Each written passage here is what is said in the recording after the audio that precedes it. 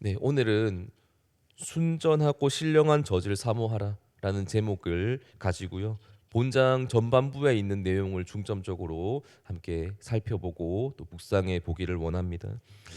본서의 저자인 베드로는 예수님을 믿고 사는 사람들이 어떠한 모습과 태도를 가지고 살아야 하는지를 이제 권면해 주시게 되는데요.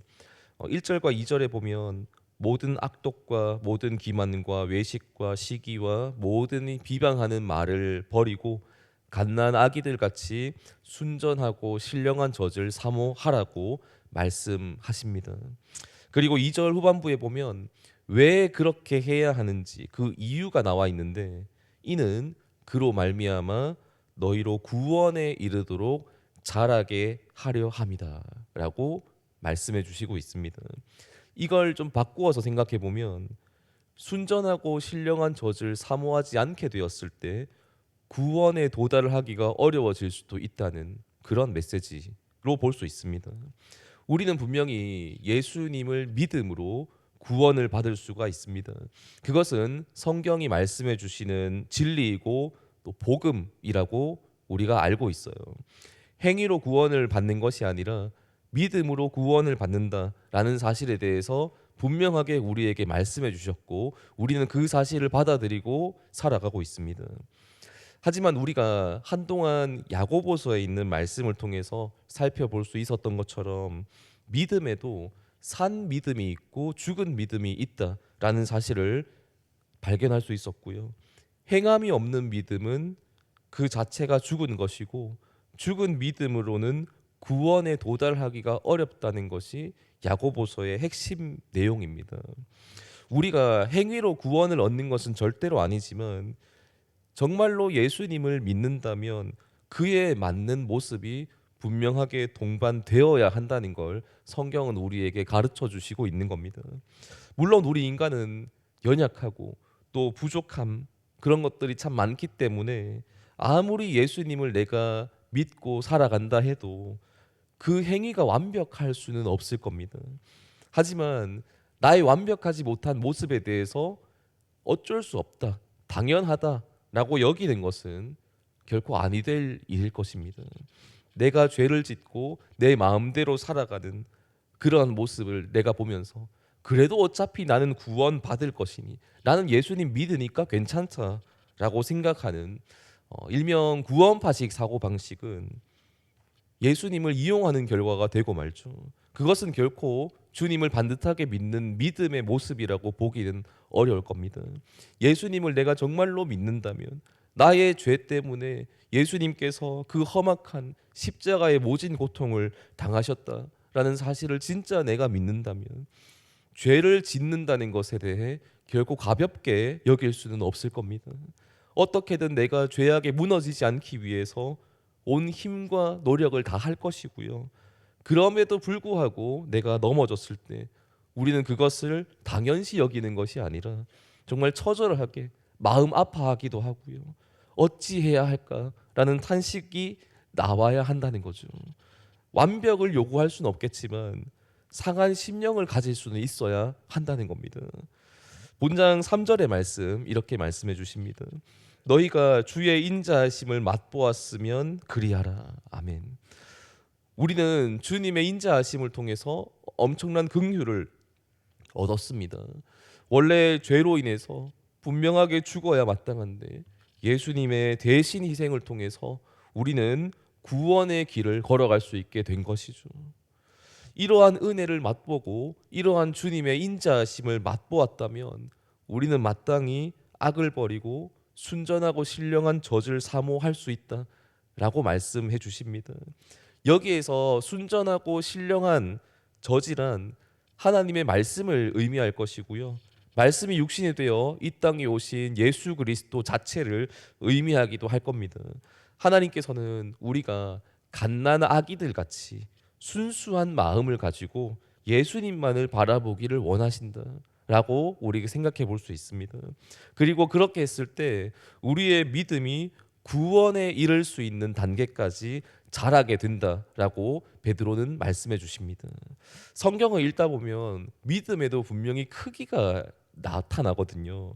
작은 믿음이라는 표현도 볼 수 있고 또 큰 믿음이라는 표현도 우리가 볼 수 있습니다. 우리가 구원에 도달할 수 있는 큰 믿음을 가지기 위해서 필요한 것은 순전하고 신령한 젖을 사모해야 한다는 겁니다. 예수님을 바라봐야 한다는 것이죠. 나를 위해서 모든 것을 내어주신 예수님을 날마다 또 매 순간 믿음으로 바라보며 살아가는 것이 우리에게 정말 필요한 모습이다 라고 할 수 있습니다. 그렇게 하면, 그 믿음이 우리에게 있다면 모든 악독과 모든 기만과 외식과 시기와 모든 비방하는 말을 버리고 선하신 예수님의 모습을 닮아서 구원에 이르는 죽은 믿음이 아니라 산 믿음을 가지고 살아갈 수 있다라고 성경은 우리에게 말씀해 주십니다.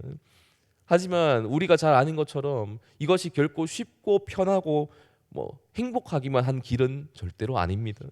일반적으로 순전하고 신령한 젖을 사모하는 그러한 삶은 세상 사람들이 보기에는 너무나 미련해 보인다는 것이죠. 7절에 있는 말씀을 제가 한번 읽어보겠습니다. 그러므로 믿는 너희에게는 보배이나 믿지 아니하는 자에게는 건축자들의 버린 그 돌이 모퉁이의 머릿돌이 되고. 믿지 않는 사람들이 보기에는 예수 그리스도를 따른다는 것이 건축자들의 버린 돌처럼 쓸모없어 보이고 미련해 보인다라는 겁니다. 하지만 믿는 우리에게는 이것이 보배라고 말씀을 해주십니다. 인간이 느끼기에 악한 것을 내어버리고 선을 따라 주님을 따라간다는 것이 정말로 고난스러울 수 있습니다.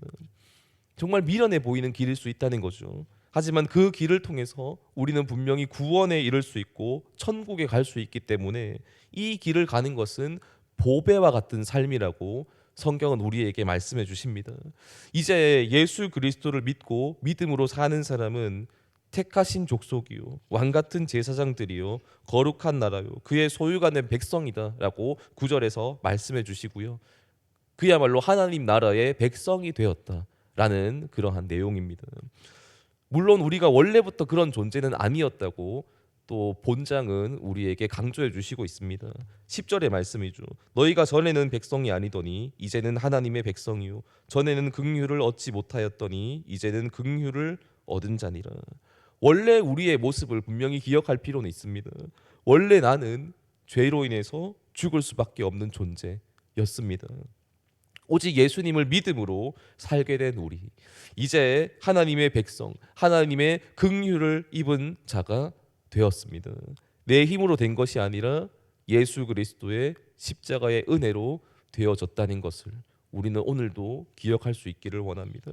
우리가 이 사실을 진실로 믿는다면, 그렇게 살아간다면 악독과 기만과 외식과 시기와 모든 비방하는 말을 버릴 수 있을 것이고 하나님 나라의 백성으로 그에 걸맞는 모습으로 살아갈 수 있을 것입니다. 우리를 구원의 길로 인도해 주시고 우리에게 날마다 생명의 길을 허락해 주신 그 예수님을 우리 오늘도 믿음으로 바라보면서 순전하고 신령한 젖을 날마다 사모하면서 구원에 이르는 믿음으로 자라나갈 수 있는 여기에 모인 우리 모두 다 되어질 수 있기를 예수님의 이름으로 축원합니다. 아멘. 기도하겠습니다. 하나님 아버지 감사합니다.